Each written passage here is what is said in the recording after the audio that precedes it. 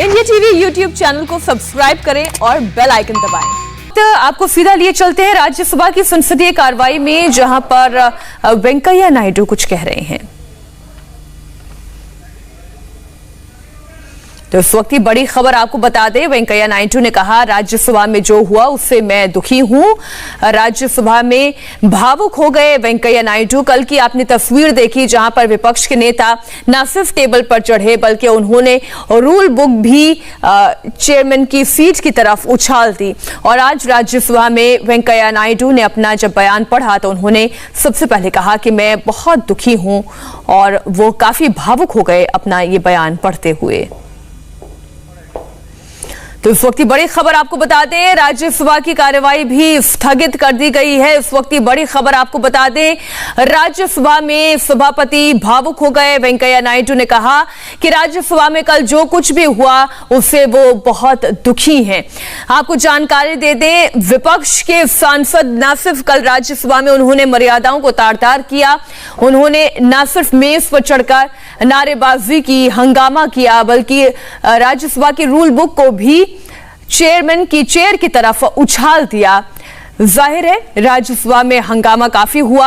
इसी बात को लेकर वेंकैया नायडू दुखी हैं, और अभी फिलहाल जो जानकारी मिल रही है, राज्यसभा की कार्रवाई को 12 बजे तक के लिए स्थगित कर दिया गया है। इस वक्त ये बड़ी खबर आपको बता दें, राज्यसभा की कार्रवाई 12 बजे तक के लिए स्थगित कर दी गई है। ये संभावना पूरी है कि आज ही मॉनसून सेशन का अंत कर दिया जाए। जितने महत्वपूर्ण बिल हैं वो पास हो चुके हैं या फिर उन पर चर्चा हो चुकी है। ऐसे में आज ही संसद को विराम दे दिया जाए, मॉनसून सत्र को खत्म कर दिया जाए। और उससे पहले ये जो तस्वीर सामने आई वो वाकई में पूरे देश को हैरान करती है और परेशान भी करती है कि क्या विरोध करने का ये तरीका मर्यादित तरीका कहा जा सकता है। हालांकि कांग्रेस के सांसद प्रताप बाजवा से इस पूरी घटना के बाद जब राय ली गई तो उन्होंने अपने कृत्य पर उन्होंने थोड़ी सी भी शर्मिंदगी व्यक्त नहीं की, और उन्होंने कहा कि उन्होंने जो किया वो ही उन्हें करना चाहिए था। इस बीच लोकसभा से भी खबर आ रही है, लोकसभा की कार्यवाही को भी स्थगित कर दिया गया है। तो राज्यसभा लोकसभा की कार्यवाही स्थगित कर दी गई है। लोकसभा की कार्यवाही के स्थगन की खबर अभी आ रही है, और बहुत ही निराशाजनक कल का दिन सदन के इतिहास में रहा। ऐसे सदन चलते हुए मैंने नहीं देखा। इधर एक और बड़ी खबर, प्रधानमंत्री मोदी से मिलने के लिए अमित शाह पहुंचे हैं। उनके साथ पीयूष गोयल और प्रहलाद जोशी भी मौजूद हैं। राज्यसभा में कल हुए हंगामे को लेकर चर्चा होनी है। प्रधानमंत्री से मिले गृह मंत्री अमित शाह, उनके साथ पीयूष गोयल भी मौजूद रहे। वेंकैया नायडू ने जो कहा वो भी हम आपको सुनाते हैं कि किस तरीके से आज अपना बयान पढ़ते वक्त वो भावुक हो गए। We are a land of temples, churches, mosques and gurudwaras. These are holy places with demarcated sacred areas which are known as sanctum sanctorium. तो इस वक्त की बड़ी खबर एक बार फिर आपको बता दें, एक के बाद एक बहुत सारी तस्वीरें संसद से हमें ऐसी देखने को मिली जो इतिहास में पहले कभी नहीं देखी। आपने विधानसभाओं से ऐसी तस्वीरें जरूर देखी होंगी जहां पर विधायक वेल की तरफ आ जाते हैं, चेयर पर चढ़ जाते हैं, प्लेकार्ड लहराते हैं, लेकिन आज जो कल हमने तस्वीर देखी राज्यसभा में वो अभूतपूर्व थी। To place and record the way this august house is being subjected to sacrilege, and that too propelled by a sense of competition among some sections of the house since the commencement of this monsoon session.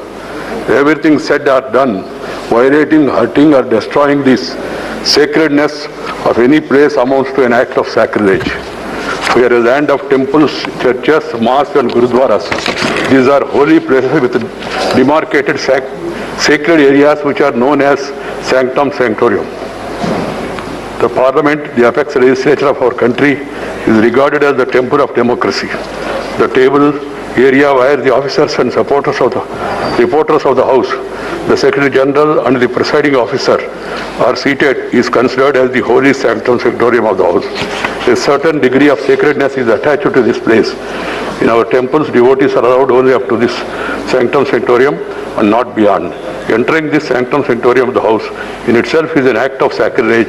It has been happening as a routine for some time. I am distressed by the way this sacredness was destroyed yesterday. While some members sat on the table, some others climbed on the table of the House, perhaps to be more visible in such acts of sacrilege. I have no words to convey my anguish and to condemn such acts. As I spent a sleepless night,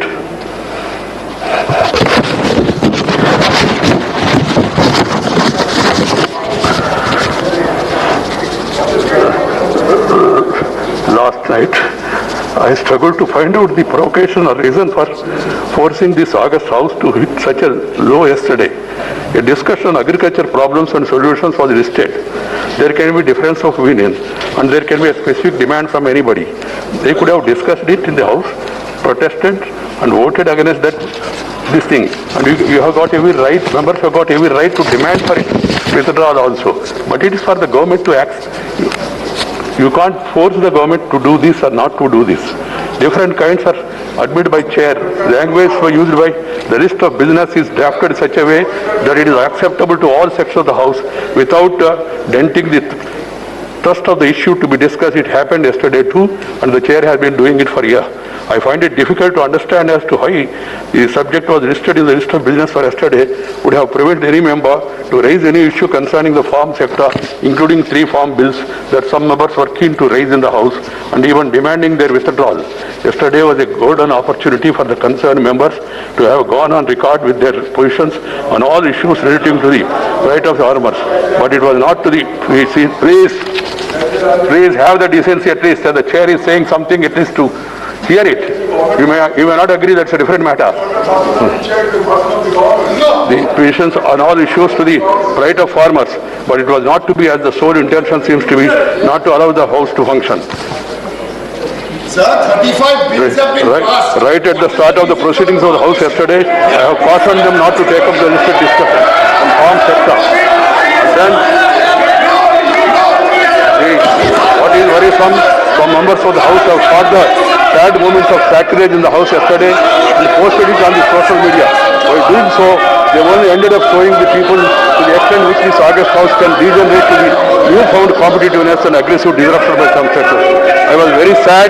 I am deeply anguished, and also the nation also is anguished. As the chairman of the House, I am sacred to visualize implications and consequences of such competitive acts of sacrilege in our temples of democracy.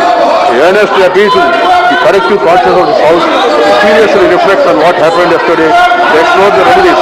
If any failure to do would certainly amount to a setback to our parliamentary democracy, to make it irrelevant, I would like to remind all of you that we begin to celebrate 75 years of our independence in a few days from now. The choice before each one of you is very clear. Either to be best parliamentarian or the worst disruptor. The choice is yours. And I am told that some people have complained about not showing this in the Rajya Sabha. I don't know why Rajya Sabha TV is not showing. This also can be shown. I have no problem.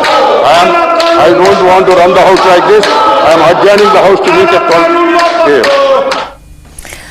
तो आपने पूरा बयान सुना। लोकसभा की कार्रवाई अनिश्चितकाल के लिए स्थगित हो गई है और 2 दिन पहले ही मॉनसून का सत्र भी खत्म किया जा चुका है। तो इस वक्त की बड़ी खबर आपको बता दें, राज्यसभा की पहले तो संसदीय कार्रवाई में जो पूरा बयान वेंकैया नायडू ने पढ़ा, और कितनी हैरानी की बात है और कितने दुख की बात है कि जब वो अपना बयान पढ़ रहे थे उस दौरान भी विपक्ष के नेता नारेबाजी कर रहे थे। हालांकि बार बार ये कहा गया कि कम से कम आप इतनी मर्यादा तो दिखाएं, इतनी डिसेंसी तो दिखाएं कि आप मुझे बयान पूरा पढ़ने दें, आप इससे सहमत या असहमत हो सकते हैं। इस बीच आप तस्वीर देख रहे हैं लोकसभा की, जो अनिश्चितकाल तक के लिए स्थगित कर दी गई है। 13 तारीख तक का मॉनसून सत्र था, लेकिन उससे 2 दिन पहले ही ये सत्र खत्म कर दिया गया है। हमारे साथ हमारे सहयोगी देवेंद्र पराशर जुड़े हुए हैं। देवेंद्र, पहले तो 2 दिन पहले यह सत्र क्यों खत्म कर दिया गया? और देखिए, निश्चित तौर पर विपक्ष क्योंकि डिस्कशन नहीं चाह रहा था। आप कोविड के सिचुएशन को ही देखें तो तकरीबन 1 सप्ताह से कोविड के मसले पे चर्चा को लेकर लोकसभा के बिजनेस में वो लिस्टेड था, लेकिन क्योंकि विपक्षी सदस्य लगातार हंगामा कर रहे थे, सदन की कार्रवाई नहीं हो रही थी। दूसरी तरफ जो बिल पास कराए जाने थे वो आनंद फानन में वो बिल पास कराया गया, क्योंकि उससे भी डिस्कशन के लिए विपक्षी सदस्य तैयार नहीं थे, तो तकरीबन 20 विधेयक पास करा दिए गए थे। हालांकि उत्पादकता के लिहाज से देखें तो महज 22% का रहा है। तो मोदी सरकार 1 या मोदी सरकार 2 दोनों की अगर तुलना कर लें तो शायद ये सबसे कम जिन सत्रों में काम हुआ है उनमें से ये एक सत्र रहेगा, जिसमें से महज 22% उत्पादकता के साथ लोकसभा की कार्रवाई को अनिश्चितकाल के लिए स्थगित की गई, क्योंकि सत्ता पक्ष और विपक्ष के बीच इस बात को लेकर सहमति नहीं बन पाई कि सदन को सुचारू तरीके से चलाया जाए। विपक्षी सदस्य लगातार अलग अलग मसलों को लेकर हंगामा करते रहते हैं। वैसी स्थिति में शुरू में देवेंद्र, हम इसे सरकार की नाकामी कहें या विपक्ष की हठ धर्मिता कहें कि जो सदन चर्चा के लिए बनाया गया है वहां राज्यसभा की तस्वीरें तो कल सबने देखी। और निश्चित तौर पर राज्यसभा की तस्वीर को अगर आप देखें तो वो बहुत असामान्य तस्वीर थी, और निश्चित तौर पे उसको लेकर बहुत ज्यादा आक्रोश भी है इस बात को लेकर कि किस प्रकार से सदन की परंपरा को तार किया जाए, चेयर की तरफ बुक उछाला गया। तो जाहिर तौर पे एक नया लो आप कह सकती हैं कि सदन की कार्यवाही को लेकर कि अपनी बात कहना, अपने मसलों को उछालना अलग मसला होता है, लेकिन वहां पे टेबल पे चढ़ के चेयर की तरफ पुस्तक को उछालना, भले ही वो सदन की कार्रवाई खत्म होने के बाद ये की गई थी, लेकिन निश्चित तौर पर वो तस्वीर बहुत ज्यादा शर्मनाक थी, जिसे कोई भी सांसद देखकर उसे देखना नहीं चाहेगा कि वो इन सब चीजों में शामिल था। जाहिर तौर पर इस बात को लेकर क्योंकि नाराजगी ज्यादा थी, सत्ता पक्ष की ये कोशिश है कि उन सदस्यों के ऊपर कार्रवाई भी की जाए जिन्होंने ऐसा काम किया। आप देखना होगा कि सदन इस मामले में क्या फैसला लेता है। जी, अगर 2 दिन ये और सत्र आगे चलाया जाता, क्योंकि आज 11 तारीख हो गई, 12 और 13 यानी कल और परसों का 2 दिन और अगर ये सत्र चलता तो भी शायद संवाद के लिए जगह बची नहीं थी इस सत्र को जिस तरीके से हमने चलते देखा है। देवेंद्र, निश्चित तो 1 सप्ताह पहले ये बात समझ में आ गई थी सत्ता पक्ष को कि अब कोई भी समझौते की गुंजाइश नहीं दिख रही है। उसके पीछे बड़ी वजह जो हमें बताई जाती थी सत्ता पक्ष के द्वारा वो ये कि विपक्ष सीरियस डिस्कशन के लिए तैयार ही नहीं है। जैसे पेगासस के मसले को टीएमसी के सांसद बहुत ज्यादा आंदोलित थे, लेकिन जैसे ही पेगासस को लेकर चर्चा करने की बात कही जाती थी, फिर वो गोल पोस्ट चेंज करते थे। कभी ये कहना कि प्रधानमंत्री जवाब दें, फिर ये कहना कि प्रधानमंत्री मौजूद रहे, गृहमंत्री जवाब दें, जबकि सरकार की तरफ से बार बार ये कहा जाता था कि क्योंकि जिस मंत्रालय से संबंधित यह मामला है उसके मंत्री जवाब देंगे। उसके मंत्री राज्यसभा में जब जवाब दे रहे थे तो आपने तस्वीर देखी किस प्रकार से स्टेटमेंट को भी फाड़ दिया गया था। तो कुल मिलाकर विपक्ष का जो रवैया था निश्चित तौर पे वो हठधर्मिता वाला ज्यादा था, पॉलिटिकल ब्राउनी पॉइंट स्कोर करने वाला ज्यादा था। वहां पर सरकार के लिए उन्हें समझा पाना निश्चित तौर पे बहुत ज्यादा मुश्किल रहा। हालांकि सरकार के जो फ्लोर मैनेजर से लगातार इस बात लेकर कोशिश कर रहे थे कि किसी प्रकार से डिस्कशन हो। हालांकि राज्यसभा में आपने देखा भी कि कोविड पे डिस्कशन हुआ, और उससे अगले दिन जब सर्वदलीय बैठक हुई तो उस सर्वदलीय बैठक में खुद राहुल गांधी कांग्रेस की तरफ से नहीं पहुंचे थे या कांग्रेस के नुमाइंदा नहीं पहुंचे थे, तो उससे सरकार को इस समझ में आ गया कि अब आगे डिस्कशन की कोई गुंजाइश नहीं है। जैसा कि पहले मैंने आपको बताया कि तकरीबन 1 सप्ताह से लगातार प्रतिदिन लिस्ट में शामिल किया जा रहा था कोविड के डिस्कशन, कोविड के मैटर को डिस्कशन के लिए, बावजूद इस पर चर्चा नहीं हो पाई। बिल्कुल देवेंद्र, एक छोटे से ब्रेक के लिए हम यहाँ पर रुक रहे हैं, आप बने रहिएगा हमारे साथ। ब्रेक के बाद हम आपको दिखाएंगे क्या राज्यसभा में हंगामा करने वाले सांसदों पर एक्शन होगा। नमस्ते, मैं हूं मीनाक्षी जोशी। वीडियो और खबरों से अपडेट रहने के लिए India TV YouTube channel subscribe करें, बेल आइकन दबाना ना भूलें। जुड़े रहें इंडिया टीवी के साथ।